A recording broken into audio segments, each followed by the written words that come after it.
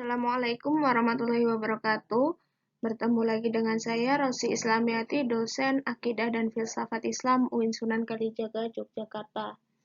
Baiklah, pada pertemuan kali ini kita akan membahas tentang persoalan kata, yakni diksi, makna, dan istilah.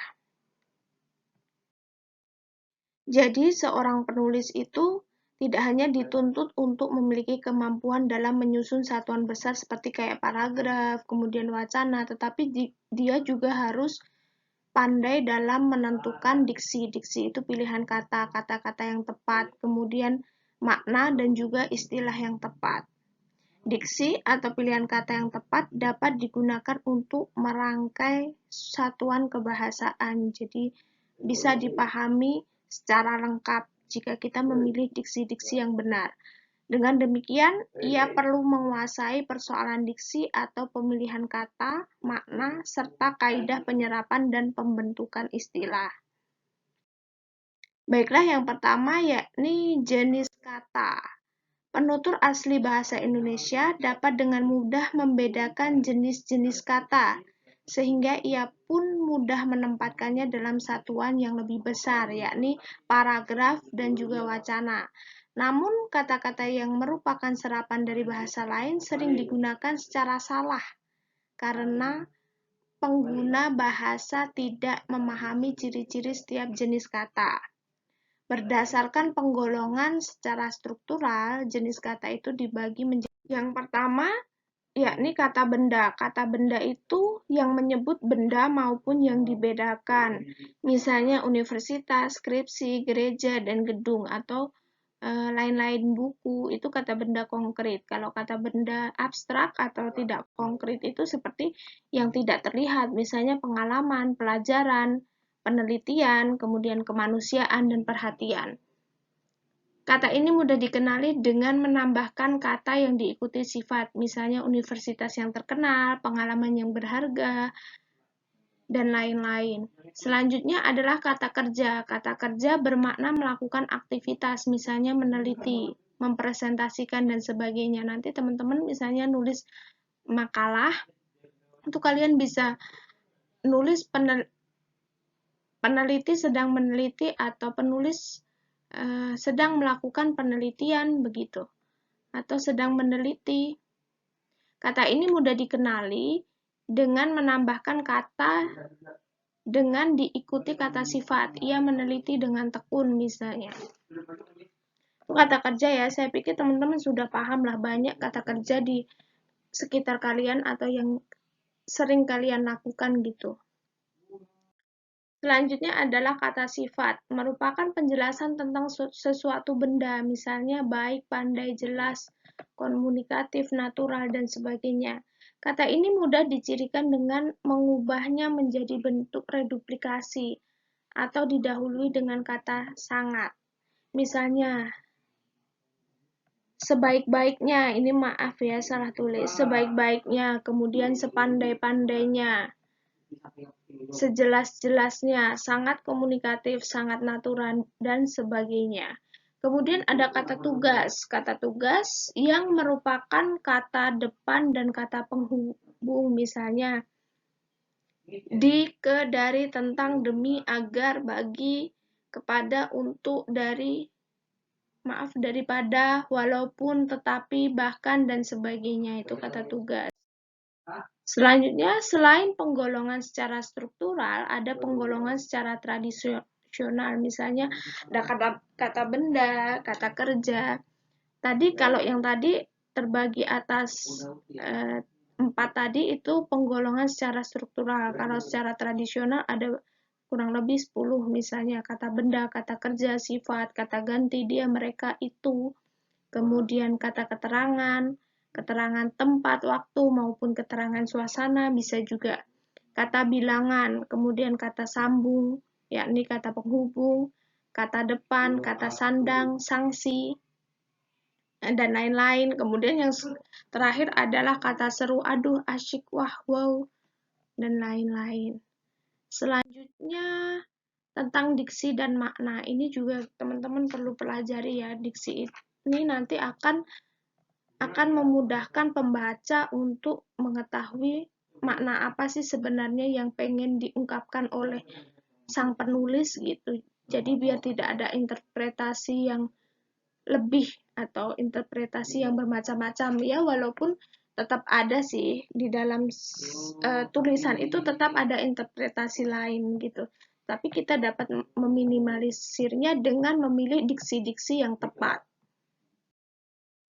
Yang pertama, diksi atau pilihan kata merupakan kata yang dipakai untuk menyampaikan gagasan dengan ungkapan, dengan situasi yang tepat, pemilihan makna dari gagasan, dan menentukan bentuk yang tepat berdasarkan kemampuan membaca atau pendengar. Dengan demikian, pemilihan kata yang tepat juga sangat bergantung pada penguasaan sejumlah kosakata.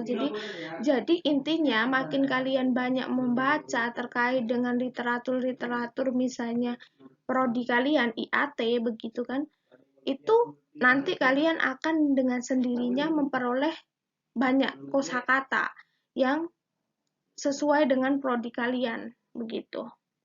Mengingat tepatnya pemilihan kata adalah kemampuan sebuah kata menimbulkan gagasan yang sama pada imajinasi pembaca atau pendengar, sebagaimana yang dirasakan oleh penulis atau pembicara. Misalnya kalian nanti pengen menentukan kata hermeneutik. Kata hermeneutik ini bisa nggak ya kita gunakan, atau kita bisa gunakan terjemahannya apa nggak ya, hermeneutik Al-Quran misalnya. Lebih enak kita menggunakan terjemahannya biar seseorang pembaca itu nggak salah paham, atau lebih enak kita kasih kata hermeneutik aja biar nggak memunculkan salah paham. Ini nanti juga berefek ya. Kemudian setiap penulis atau pembicara harus berusaha secermat mungkin memilih kata-katanya untuk mencapai maksud tersebut. Nah, itu yang saya contohkan tadi. Selanjutnya, syarat ketepatan diksi. Yang pertama adalah membedakan secara cermat denotasi dan konotasi. Yang kedua, membedakan secara cermat kata-kata yang bersinonim. Nanti ada sinonim yang pantas kita gunakan dan yang tidak bisa kita gunakan dalam karya tulis ilmiah. Kemudian yang ketiga, membedakan kata-kata yang mirip ejaannya. Keempat, menghindari kata-kata ciptaan sendiri. Kalau bisa jangan pakai kata-kata yang kita suka buat-buat gitu. Kemudian yang kelima, mewaspadai akhiran asing. Kemudian mewaspadai rangkaian kata depan, membedakan kata umum dan kata khusus. Kemudian menggunakan kata indra, maaf ya, ini menggunakan kata-kata indria. Kata-kata indria adalah kata-kata yang menggambarkan, menyatakan pengalaman manusia yang diterima atau diserap oleh panca indera, misalnya mendengar, yang menunjukkan persepsi khusus, melihat, dan lain-lain. Kemudian yang ke-9, memperhatikan perubahan makna, dan yang ke-10 adalah memperhatikan keberlangsungan pemilihan kata. Nah, ini sejumlah syarat di atas menunjukkan bahwa diksi sangat berkaitan erat dengan makna, karena setiap kata mengandung dua aspek bentuk, yakni ekspresi, atau aspek makna atau isi. Jadi, pemilihan diksi yang tepat itu akan mempengaruhi orang memaknai atau kita sendiri memaknai begitu. Pemahaman ini sering berfokus pada masalah. Yang pertama, makna konotatif dan denotatif. Kedua, homonim, homofon, homograf, dan polisemi. Yang ketiga, hipernim dan hiponim. Keempat, makna menyempit dan meluas. Kemudian penyorasi dan ameliorasi, makna umum dan makna khusus. Nah, misalnya ini sinonim, kata yang bersinonim. Kata yang bersinonim pada dasarnya memiliki perbedaan di antara perbedaan ini disebabkan kata tertentu memiliki, misalnya makna yang lebih umum. Melihat lebih umum daripada menonton. Kalau menonton misalnya menonton bola, menonton televisi, begitu.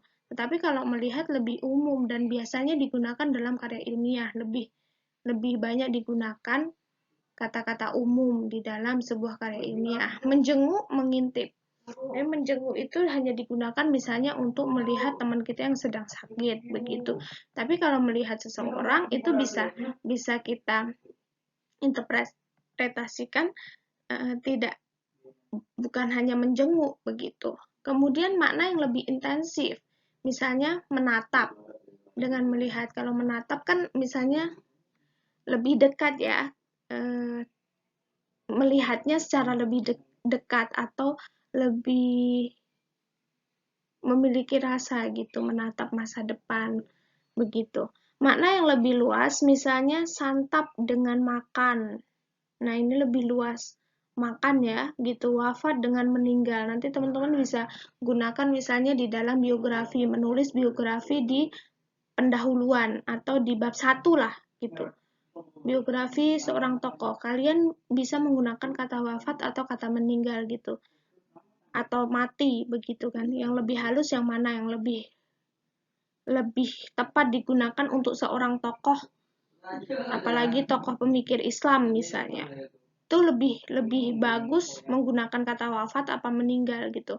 Kemudian bersifat kedaerahan atau dialektikal, misalnya suami dengan laki. Jadi teman-teman usahakan kalau menulis karya ilmiah yang dialektikal itu dihindari ya gitu. Istri itu lebih ke bahasa umum, bahasa Indonesia umum begitu, ketimbang bini atau daripada bini. Kemudian lebih bergaya kesusastraan, misalnya matahari dengan mentari, bulan dan rembulan. Jadi maksudnya kalau di dalam karya ilmiah pemilihan diksi itu ya harus makna yang denotatif gitu, makna yang sesungguhnya atau makna yang tidak lebay begitu, tidak menggunakan bahasa-bahasa kesusastraan. Jadi teman-teman harus bisa membedakan ya. Intinya di sini teman-teman harus bisa membedakan kata-kata yang teman-teman bisa gunakan di karya ilmiah dan tidak begitu. Lazim digunakan untuk anak-anak, misalnya pipis dengan buang air, pakpung dengan mandi dan lain-lain. Jadi untuk mempertajam kata-kata bersinonim itu tadi, maka kita akan lihat lebih jelasnya lagi pada perbedaan makna dari kata-kata berikut. Segenap mahasiswa mengikuti pemilu, semua keputusan rapat telah direalisasikan dan juga penduduk di seluruh Indonesia wajib memiliki KTP. Jadi di situ ada beberapa kata yang bersinonim tetapi penggunaannya berbeda. Nah, meskipun bersinonim, kata segenap, semua, dan seluruh di atas belum tentu sesuai jika dipertukarkan. Jadi, kalau kata segenap itu biasanya menunjuk pada jumlah manusia dalam sebuah komunitas. Segenap keluarga besar Fakultas Usuluddin dan Pemikiran Islam, itu kan komunitas Fakultas Usuluddin dan Pemikiran Islam. Kemudian semua menunjuk pada benda maupun masalah. Dan seluruh itu menunjuk pada sesuatu yang menyebar. Seluruh mahasiswa Fakultas Usuluddin itu bisa juga karena dia menyebar begitu. Perbedaan lain yang terdapat dalam kata-kata berikut, misalnya nanti teman-teman menemui kata-kata mati dan meninggal. Kalian lebih tepat menggunakan kata-kata yang mana? Ini lebih menunjukkan kata-kata baku ya, lebih baku yang mana gitu. Kalau dalam penelitian antara dapat dan bisa, kita sering menggunakan kata dapat, begitu. Membuat dan membikin, ketimbang dengan, daripada, dan lain-lain. Nanti teman-teman bisa pelajari sendiri terkait dengan ini ya. Mana yang lebih baku, mana yang lebih enak kita pakai untuk penulisan karya ilmiah. Selanjutnya adalah pembentukan istilah. Jadi urutannya itu tadi, pemilihan diksi akan menentukan sebuah makna. Kemudian makna ini dan juga gabungan dari kata-kata itu nanti akan membentuk suatu istilah. Nah, istilah adalah gabungan kata yang dengan cermat mengungkapkan makna konsep, proses, keadaan, atau sifat yang khas dalam bidang tertentu. Nah, istilah terdiri dari istilah umum dan istilah khusus. Misalnya, istilah khusus adalah istilah yang pemakaiannya maupun maknanya terbatas pada bidang tertentu. Misalnya kalian nanti menemukan jurnal-jurnal atau karya ilmiah pada bidang kedokteran gitu. Nah, nanti banyak kata-kata atau istilah-istilah yang kalian tidak pahami atau istilah-istilah yang memang khusus digunakan untuk bidang itu. Misalnya diagnosa dokter, kemudian pidana nanti kalian temukan di jurnal-jurnal Fakultas Hukum misalnya. Istilah umum ialah istilah yang menjadi unsur bahasa yang digunakan secara umum, misalnya daya dan penilaian-penilaian di mana-mana bisa digunakan. Kemudian pembentukan istilah dapat berasal dari yang pertama, kosakata umum bahasa Indonesia, yang kedua, bahasa serumpun, yang ketiga adalah bahasa asing. Nanti akan menemukan atau terbentuk suatu istilah-istilah. Misalnya yang pertama, istilah yang berasal dari kosakata umum bahasa Indonesia. Tumbuhan pengganggu itu biasanya disebut dengan gulma. Perlindungan politik itu disebut dengan suaka politik. Tumbuhan pengganggu lebih panjang dan berkonotasi negatif, maka disarankan menggunakan gulma. Jadi irit makna lah, irit kata begitu. Ganti saja kalau tumbuhan pengganggu itu dengan gulma begitu. Sama dengan perlindungan politik, diganti saja dengan suaka politik. Yang kedua adalah bahasa serumpun, adalah bahasa-bahasa daerah yang ada di Indonesia. Misalnya gambut bahasa Banjar lebih disarankan daripada pit bahasa Inggris, atau nyeri bahasa Sunda lebih disarankan daripada pain bahasa Inggris. Selanjutnya kosakata asing yang masuk ke dalam bahasa Indonesia itu akan membentuk suatu istilah sendiri ya. Frangko menjadi perangko, sistem menjadi sistem, kabar menjadi kabar. Kosakata tersebut dipakai dengan beberapa syarat, misalnya berkonotasi baik, lebih singkat dibandingkan dengan terjemahannya, kemudian memudahkan pengalihan antar bahasa, mengingat keperluan masa depan. Yang terakhir, memudahkan kesepakatan jika istilah Indonesia terlalu banyak sinonimnya. Kemudian, sebuah istilah baru dapat dibentuk dengan 3 cara. Misalnya penerjemahan, penyerapan, dan penyerapan sekaligus penerjemahan istilah asing. Yang pertama terkait dengan penerjemahan, terdapat pada kata balanced budget, anggaran berimbang, atau same working, kerjasama, brother-in-law, ipar laki-laki. Nah, kata ini diterjemahkan sesuai dengan konsepnya. Yang kedua, penyerapan, narkotik diserap menjadi narkotika, energi menjadi energi, dan lip rounding, labialisasi. Penyerapan itu dapat dilakukan dengan atau tanpa pengubahan yang berupa penyesuaian ejaan atau lafal, seperti lip rounding, bukan diterjemahkan pembulatan bibir, tapi labialisasi, disesuaikan dengan konsepnya. Kemudian penyerapan dan penerjemahan dapat dilakukan dengan pembentukan istilah clearance volume atau volume bakar, subdivision, subbagian, koloid, mengalami penyerapan dan penerjemahan koloid menjadi koloid, tetap clay lempung. Nah, terdapat istilah bahasa asing yang ejaannya bertahan dalam banyak bahasa, digunakan pula dalam bahasa Indonesia, akan tetapi penggunaannya dilakukan dengan syarat diberi garis bawah atau dicetak miring ya, karena tetap dia itu bahasa asing begitu. Allegro moderato, kecepatan sedang. Ceteris paribus, ini bahasa-bahasa ilmiah ya mungkin ya. Jika hal-hal lain tetap tidak berubah, status quo, keadaan sekarang, dan lain-lain. Kemudian nanti teman-teman akan menemukan beberapa kata yang banyak sekali salah di dalam kepenulisan. Misalnya aktivitas harusnya pakai V, kalian nulis pakai F. Nah, itu nanti juga akan mengubah mengubah makna mungkin ya. Mengubah makna atau kurang-kurang sesuai dengan kaidah dalam bahasa Indonesia. Analisa, seharusnya ditulis analisis, menganalisis. Peneliti menganalisis atau analisis tentang perempuan di dalam Al-Quran, begitu. Jadi bukan analisa tentang perempuan di dalam Al-Quran, begitu. Apotik seharusnya ditulis apotek. Kemudian deskripsi seharusnya ditulis deskripsi. Nah, tulisan ini mendeskripsikan tentang bagaimana seseorang ilmuwan, begitu. Jadi deskripsi ya. Efektivitas pakai V seharusnya, atau faham. Faham itu ditulis dengan paham. Paham terkait dengan misalnya pikir ini juga banyak orang yang salah nulis gitu. Mereka nulisnya fikir bukan pikir, padahal seharusnya pikir.